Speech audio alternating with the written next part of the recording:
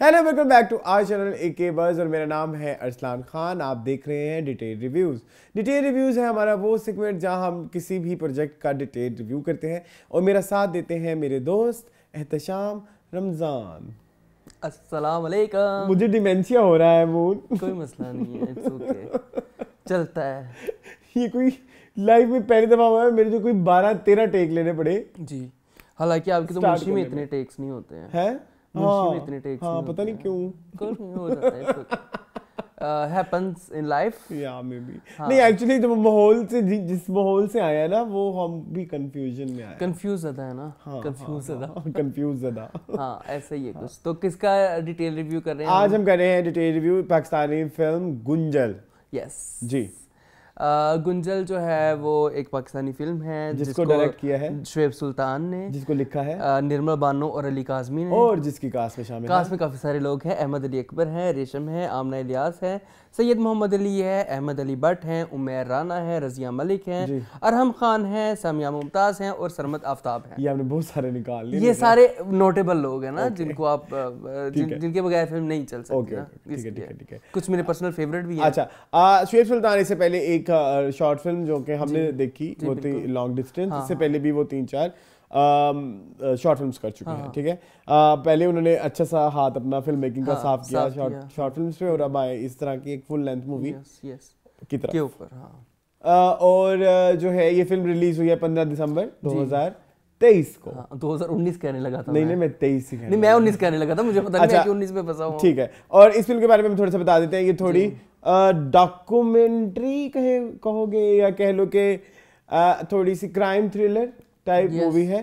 और ये जो है इसकी स्टोरी जो है वो एक जो है चाइल्ड लेबर के खिलाफ जिन्होंने बहुत सारी कैंपेन्स की हमारे पाकिस्तान में मसीह बिरादरी के इकबाल मसीह उनकी उस पे बनी हुई है। ये जो है उनकी लाइफ से के ट्रू इवेंट से इंस्पायर्ड है। और इसमें ये दिखाया गया है कि एक जर्नलिस्ट की स्टोरी है जो कि ये स्टोरी कवर कर रहा है।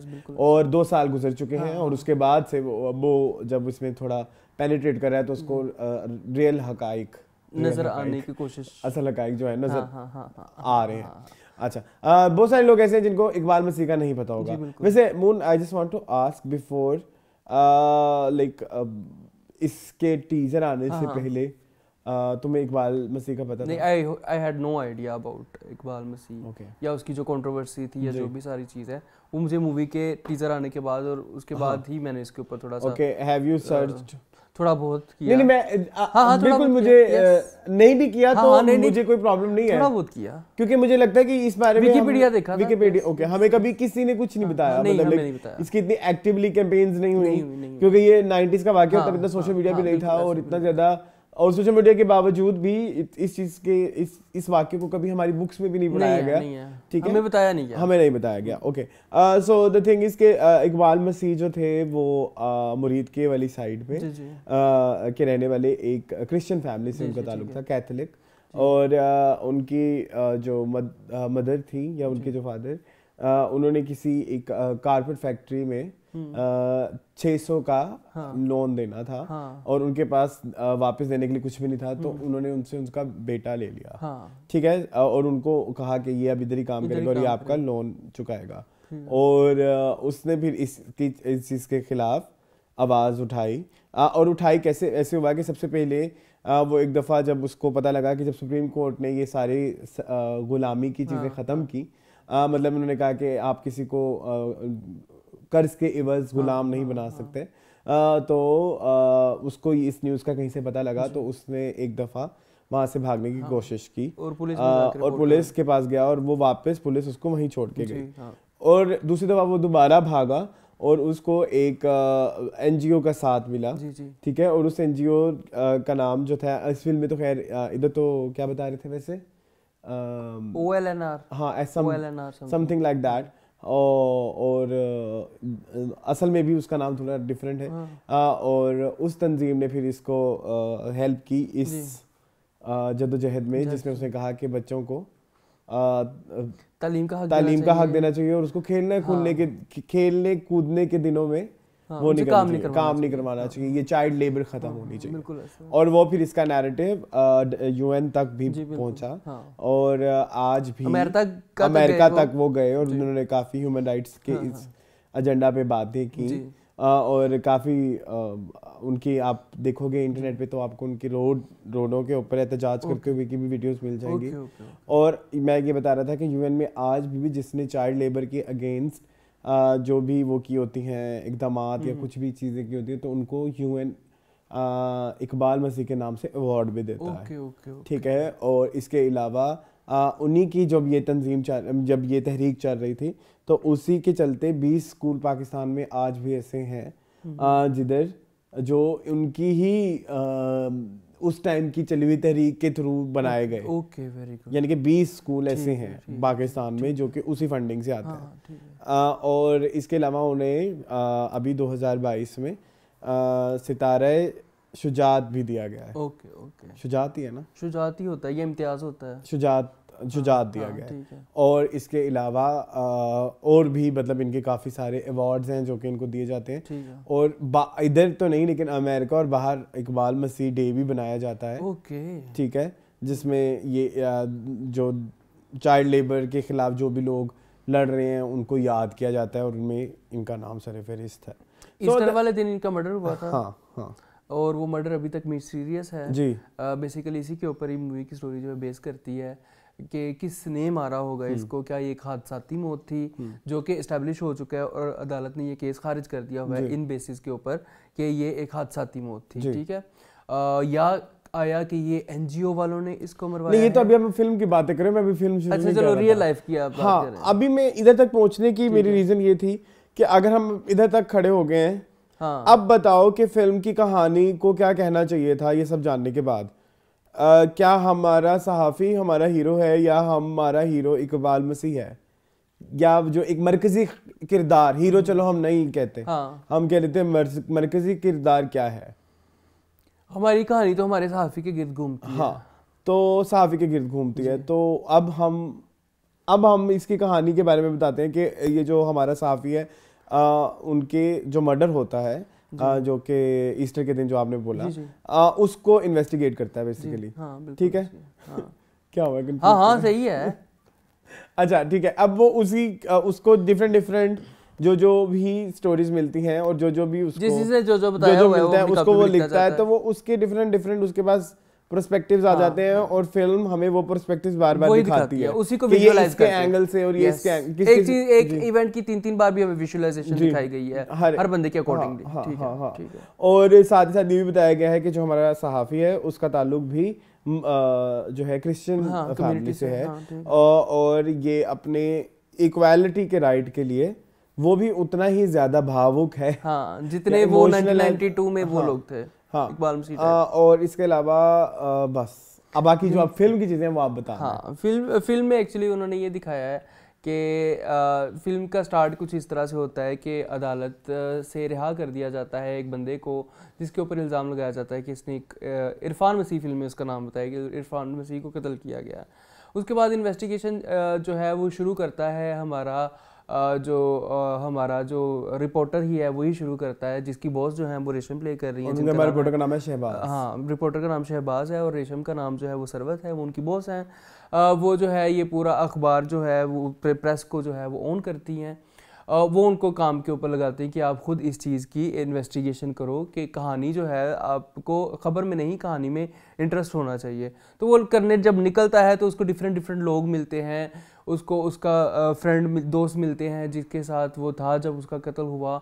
उसके बाद उसको एनजीओ वाली वो लड़की मिलती है। एनजीओ वाली लड़की जो है वो बनी हुई है आमना इलियास, उनका नाम है महर।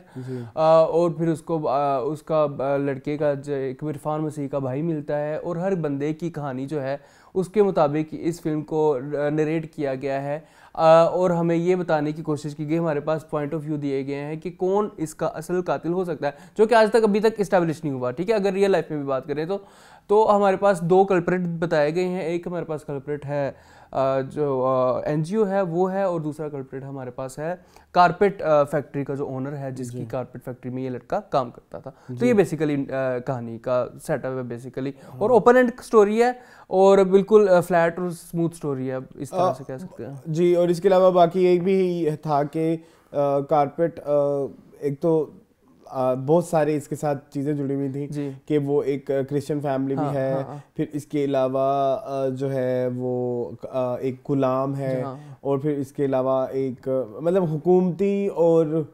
गैर हुकूमती सारे चीज़ें हैं, मतलब इमोशनल चीज़ें भी हैं और फिजिकल बाउंड्रीज भी हैं, बच्चों पे जो जुल्म है, बहुत सारी चीज़ें ऐसी हैं जिसकी वजह से इकबाल मसीह का जो थोड़ा कंट्रोवर्शियल भी है। बिल्कुल। सो अब उसमें उसकी डेथ के कितने पहलू हो सकते हैं, क्योंकि इन्वेस्टिगेशन आज तक नहीं हुई। तो जितने भी पहलू हो सकते हैं वो हमारे फिल्म मेकर ने सिर्फ वो पहलू दिखाने की कोशिश की। बिल्कुल ऐसी है जी, हर किसी चीज़ की विजुअलाइजेशन की कोशिश की है। तो यही फिल्म का टोटल सेटअप है हमारे पास। तो डिपार्टमेंट्स पे चलें फिर जी, कहाँ से शुरू करें? कहानी, स्टोरी, स्क्रीन प्ले और डायलॉग्स। ठीक है। स्टोरी तो आपको सारी हमने बता ही दी है, यही है कहानी। स्क्रीन प्ले जो है वो एक सीधी लाइन है, ठीक है। मैं उसको कहूँगा बिल्कुल सीधी लाइन है, वो ऐसे नहीं हुआ, वो ऐसे नहीं हुआ, वो उसमें कोई शिफ्ट्स एंड टर्न्स नहीं आए, वो बिल्कुल वैसे का वैसे, जैसे ट्विस्ट एंड टर्न्स नहीं आए। वो जहाँ से शुरू हुआ था वो वहीं पे जाके ख़त्म होता है जी। इसके बारे में मैं यही कहूँगा कि उसमें कोई बहुत ज़्यादा जो थ्रिलर एलिमेंट डालने की कोशिश नहीं की गई, बहुत ज़्यादा डूम डच डालने की कोशिश नहीं की गई, सटल था, ठीक है, यही कहूँगा। और वो फिर कहीं पे जाके ये स्टोरी की बात, वो कहीं पे जाके बीच में बोरिंग भी हो जाता है।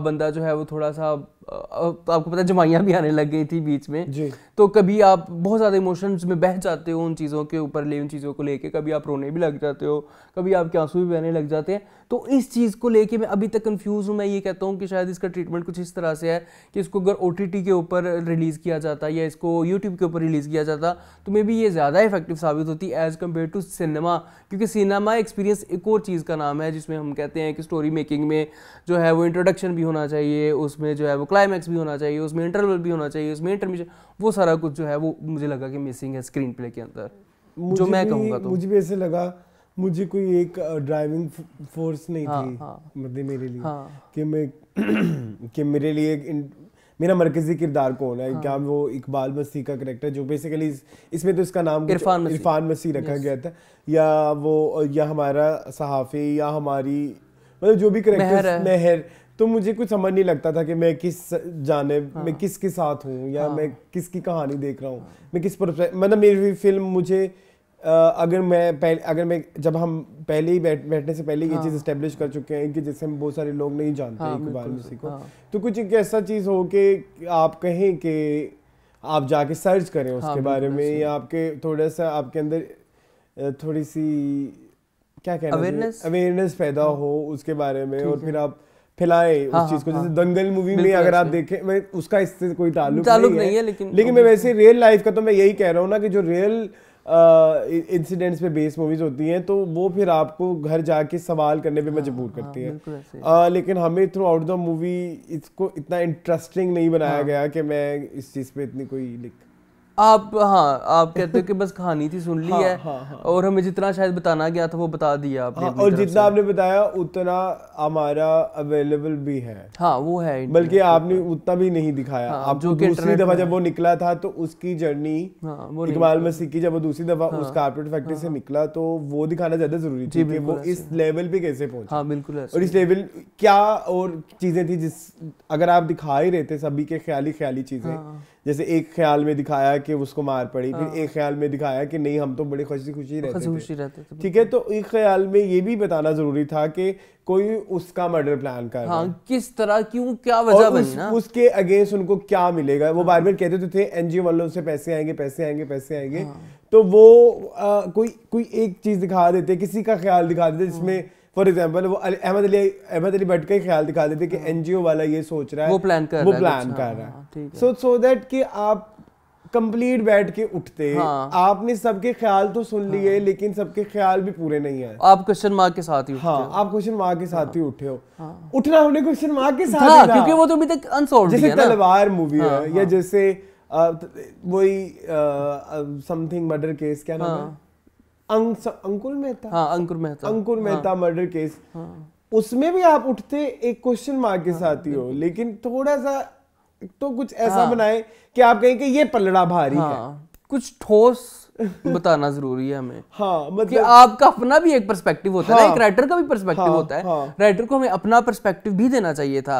अगर आप ये जैसे कह रहे हैं कि अहमद अली बट ने प्लानिंग होते हुए दिखाते हमें, या फिर मेहर का दिखा देते ना, जर्नलिस्ट का दिखा देते कि उसने को बात सुनी है कारपेट ओनर्स की आपस में प्लानिंग करते हुए कि हमने इसको मारना है, उस तरह का तो हमें कुछ भी नहीं दिखाया। और हमें कोई ऐसा भी नहीं दिखाया, हमें बस ये बताया कि वो अमेरिका गया था, उसने वहां पे कैंपेन चलाई, सारा कुछ उसका थोड़ा बहुत हमें कोई चंक दिखा देते किसी तरह, या हमें कोई मेजर को दंगे फसाद हो रहे हैं, उसको थ्रेट्स मिल रहे हैं, हमें ऐसा कुछ नहीं बताया गया। ऑल्दो वो जरूर आया कि कॉर्पोरेट एसोसिएशन ने वो जो एनजीओ के खिलाफ एक कुछ करने कहा कि ये इन्होंने कत्ल किया है, या कुछ इस तरह का वो फैक्ट्स आया था। वो आया था। सो वो चीजें भी थोड़ा थोड़ा हर चीज ही थी, मैं कह रहा हूँ ना, हर चीज को टच किया गया था, लेकिन इसको कंप्लीट नहीं किया गया। उसको ना कुछ कंप्लीट हो गई, कुछ नहीं छोड़ दिया गया। मुझे तो बस कहानी में यही कमी नजर आई। और डायलॉग्स ठीक थे। हाँ, डायलॉग मुझे अच्छा लगा, कुछ डायलॉग्स मुझे पसंद आए। जैसे जब बात होती है इक्वालिटी की बात होती है, तो वो कहते कि मैं जो है वो प्राइम मिनिस्टर बनूंगी, तो इस फरफान उसको कहता है कि मैं प्रेसिडेंट के, तो कहते कि उसके लिए तो मुसलमान हो, तो कहता कि तो अगर ये फर्क है तो फिर तो हम इक्वल ही नहीं है, तो जब हम इक्वल ही नहीं है तो फिर हमें क्या वो मिलेगा। तो ये मतलब कुछ चीज़ें ऐसी थी जो आपको ठक ठक बजती थी दिल के ऊपर, तो वो उस हिसाब से अगर देखें तो डायलॉग ठीक थे, स्टोरी के हिसाब से डायलॉग ठीक थे। ठीक है। सबसे बड़ा केस लगा कोर्ट में और आप एक नई नौकरी के चक्कर में। सो अब आ जाते हैं एक्टिंग पे। जी, बहुत सारी हमारी स्टार कास्ट है। एक्टिंग मुझे कुछ की अच्छी लगी, कुछ की नहीं अच्छी लगी। अच्छा, मुझे ना मैं अगर मुझसे आप पूछें तो मेन हमारे पास 3 लोग हैं मूवी में। एक हमारे पास अहमद अली अकबर हैं, दूसरी हमारे पास आमना इलियास हैं, और तीसरी हमारे पास रेशम है। ठीक है, रेशम के पास इस मूवी में करने के लिए कुछ भी नहीं था। सॉरी टू से, मुझे बड़ा दुख हुआ। मैं बहुत I am huge fan of रेशम, और 15 साल के बाद भी आके अगर आपने ये फिल्म करनी है तो मुझे थोड़ा सा अफसोस हुआ। करैक्टर में सब्सटेंस नहीं था उनके लिए। वो बहुत, उनकी स्क्रीन प्रेजेंस उतनी ही खूबसूरत है जितनी उनकी होती थी और जितनी उनकी होनी चाहिए। उनकी डायलॉग डिलीवरी उतनी ही अच्छी है जितनी उनकी होनी चाहिए। तुम्हें या मुझे क्या लगता है, इससे कोई फर्क नहीं पड़ता। सवाल ये है कि सच क्या है। उनके एक्सप्रेशन उतने ही अच्छे हैं, बट उनके पास करने के लिए कुछ नहीं था। उनके कैरेक्टर में ना सब्सटेंस नहीं था कि वो उसको परफॉर्म कर पाती जिस तरह से। मतलब अगर आप देखें तो वो जस्ट फंड कर रही थी उनकी वो चीजें। हाँ। अदर देन दैट उनका इस पूरी जर्नी में क्या काम है? काम नहीं है। जो काम दिखाए गए तो वो बड़े फोर्स्ड लगे। जैसे वो डिनर पे बुला लिए तो वो बड़ा फोर्स्ड लगा। कैरेक्टर की मैं बात कर रहा हूं। और जैसे मेहर उसको अपनी अमानतन डॉक्यूमेंट्स देके जाती है, तो वो ऐसे आउट ऑफ नोवेयर हो जाता है ना। आप पीछे से दिखाओ कि उनका कोई आपस में उनका कोई बैकग्राउंड है, बिकॉज आपने दिखाया है कि इनका जो अखबार है वो 3 नस्लों से चल रहा है। इनके दादा ने शुरू किया था, इनके बाप, उसका थोड़ा सा दिखाते किस तरह से उस अखबार की कोई इंटेग्रिटी दिखानी चाहिए थी। उस अखबार की कोई बस आप कहते रहे हैं, जुबान से कहते रहे हैं वो कि हम हक की आवाज उठा, तख्ता पलट देता है कुछ। तो ऐसा भी कुछ नहीं था, ऐसा भी कुछ नहीं था। अहमद अली अकबर की बात करें, इनकंसिस्टेंसी मुझे नजर आई।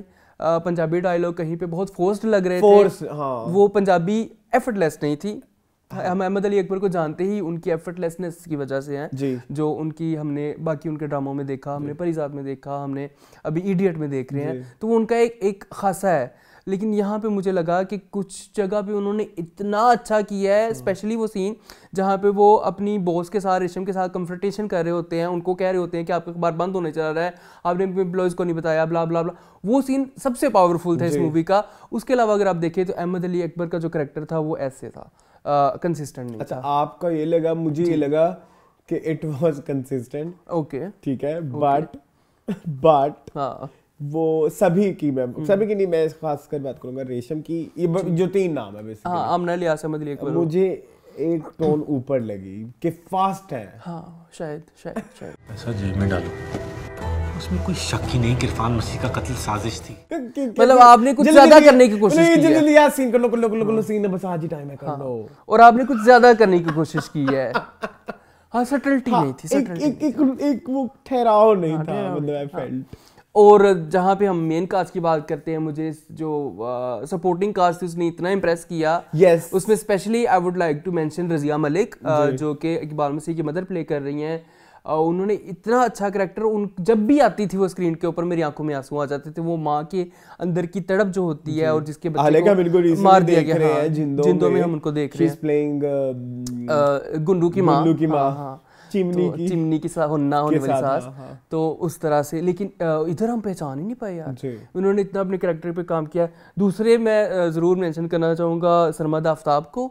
सरमद आफ्ताब बने हुए थे इरफान मसीह के बेस्ट फ्रेंड फिरोज, जिनके साथ वो काम करते थे यार। उस बंदे ने ये तीनों ही बच्चे बहुत अच्छे लगे जिन्होंने वीसीआर वाला सारा किया। एक अरहम खान है, एक तो वो चिंटू की मम्मी वाला बच्चा है ना, जो चिंटू की मम्मी में चिंटू आता है, वही है मोटू गोलू सा।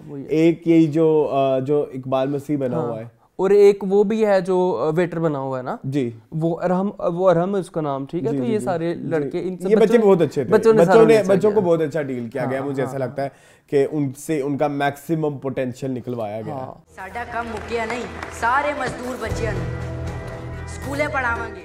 अच्छा, उमैर राना के पास करने के लिए कुछ भी नहीं था। नहीं, he was a cameo। हाँ, वो कैमियो और as per cameo he was good। और उसने एक दो जो शुरू में लेसन दिए, और वो जो सीन आया उसने एटलीस्ट ये किया कि जो सिनेमा हॉल में ऑडियंस बैठी थी उनको भी ड्राइविंग फोर्स दिया ना, उसने एक सेकंड के लिए कैच कर लिया। उनको भी ड्राइविंग फोर्स दी ना कि आपने यहाँ इस चीज इस नैन से जाके सोचना। हाँ, तो उस मतलब आपने उसी वक्त पकड़ लिया कि यार स्टोरी इंपॉर्टेंट है। ठीक है, हाँ, वो भी हो गया। उसके अलावा अगर मैं बात करूं तो हमारे पास अहमद अली बट, उन्होंने अच्छा कैरेक्टर किया। वो पॉलिटिशियन बने हुए हैं और वो बड़ा उन्होंने अपनी पर्सनालिटी के ऊपर, उनकी लैंग्वेज, बॉडी लैंग्वेज, सब चीज अच्छी थी। इसका मतलब ये है कि मैं आपका नौकर हूँ। तो एक्टिंग में यही है। मतलब मुझे मेन कास्ट से ज्यादा सब कास्ट ने ज्यादा इम्प्रेस किया। जी शायद हमारी एक्सपेक्टेशन बहुत ज्यादा थी। ये हो सकता है, ये भी हो सकता है। मतलब एक्सपेक्टेशन मेरी बहुत ज्यादा, मेरी बहुत ज्यादा थी, मेरी रेशम से बहुत ज्यादा थी, मेरी अहमद अली अकबर से, मेरी Amna Ilyas she is my very favourite since baji ji. ठीक है, उन्होंने भी मैं वही कहूंगा कि बस शायद हमारी एक्सपेक्टेशन ज्यादा हो इसलिए, लेकिन हाँ, एक्टिंग में थोड़ा सा अंडरवेलमिंग थी। चलो, अंडरडन या ओवरडन पता नहीं। हाँ, कुछ थी के वो बैठ नहीं रही थी, वो फोर्स्ड लग रही थी। इस्लाम फ्लो ही नहीं थी, फोर्स्ड लग रही थी, वो एफर्टलेस थी, एफर्ट उसमें शो हो रही थी। चले moving on to production. Production की मैं हवाले से मैं बात करूंगा तो प्रोडक्शन में तो ये 100% पूरी आती है, कोई शक नहीं। मतलब इसमें तो कोई इसकी आपने 1992 से लेके 1995 का एरा दिखाया है जी, और जितनी खूबसूरती से आपने दिखाया, हमने ना ड्रामे में देखा है कभी, और आपने वो पाकिस्तानी 90s दिखाया, ये भी एक अच्छी चीज थी।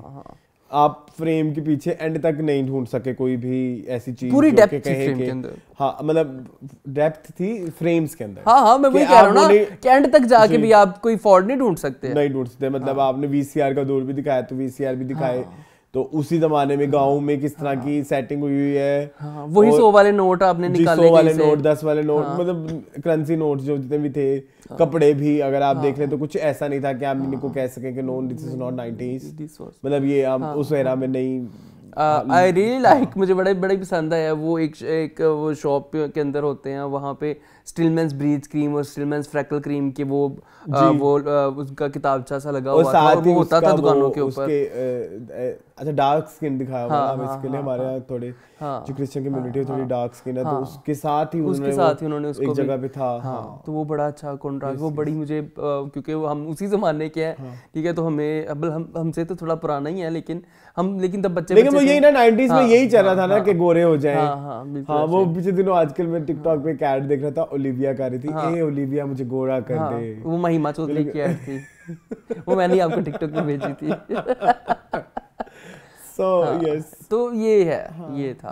तो प्रोडक्शन यार, sound design was so good. पता नहीं, एक सीन में मैं इधर तो बैठे थे, तो पीछे वो मतलब पंखे की भी आवाज आ रही थी, और वो भी 90s वाले पंखे की, वो जो होती है।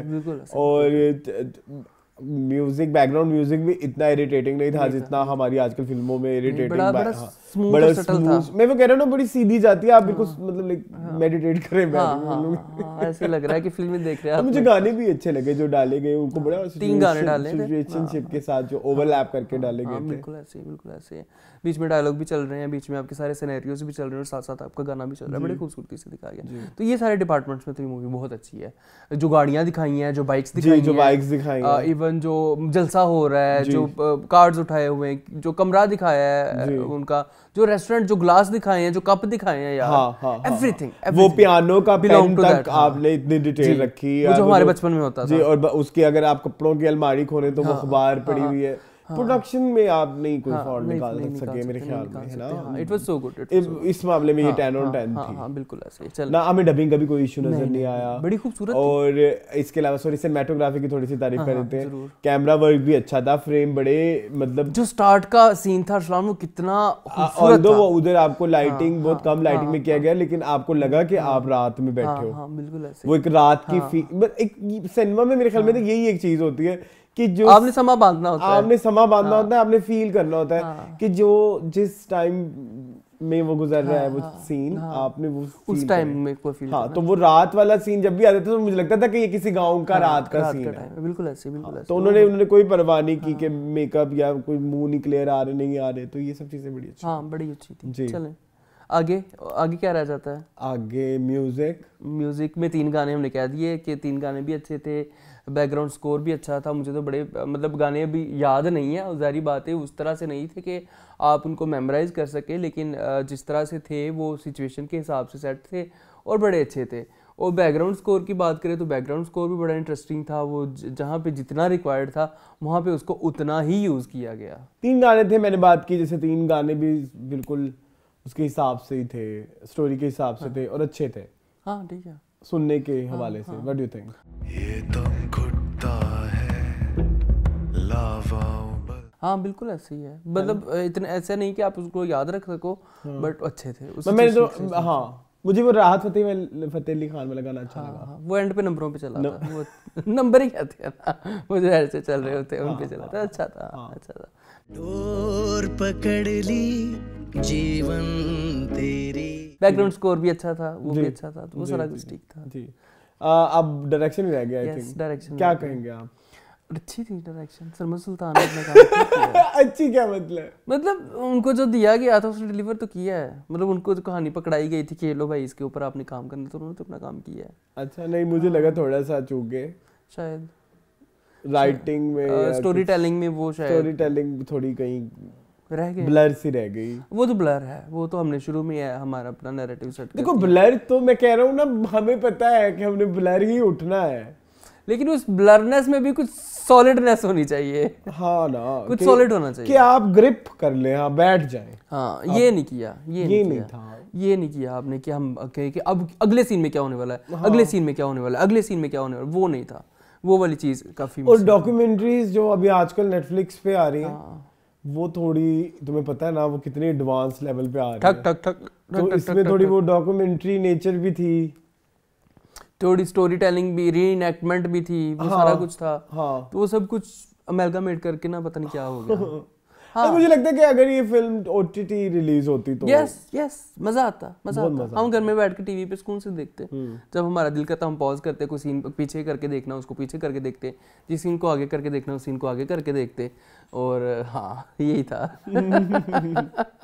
क्या हुआ? कुछ नहीं। हाँ तो ये इस हिसाब से हाँ OTT release, it's a good one time watch, आपने देखनी है। हाँ ये है कि थोड़ा न्यू एज सिनेमा जरूर है, it's a new age cinema, आप जरूर जाके जरूर देखें। ऐसी बात नहीं है कि ये फिल्म वॉचेबल नहीं, देखें, जरूर देखें। हाँ एक बड़ा अच्छा एक्सपीरियंस रहेगा। हाँ ये इस तरह की अगर फिल्में बनती हैं रिवाइवल में तो बननी चाहिए। वेलकम, इनको हम वेलकम करते हैं ये, क्योंकि देखो उन्होंने चाहे वो देखो बड़े बड़े डायरेक्टर की भी फिल्म फेल हो जाती है, लेकिन फिर भी कहीं ना कहीं जो हमने इससे लास्ट वीक फिल्म देखी, उसके हर फ्रेम में कितने नुक्स थे। बिल्कुल ऐसे। तो ये तो इस बेचारी ने यहाँ पे आप गलती नहीं, यहाँ पे आप ये आप इधर जरूर कह सकते हैं कि किसी का लग रहा था कि कोई पैशनेट प्रोजेक्ट है। बिल्कुल ऐसे पैशन प्रोजेक्ट था, पैशन प्रोजेक्ट था। मैं जो हम हमेशा तो आपने मेहनत पूरी की हुई, आपने मेहनत पूरी की हुई थी।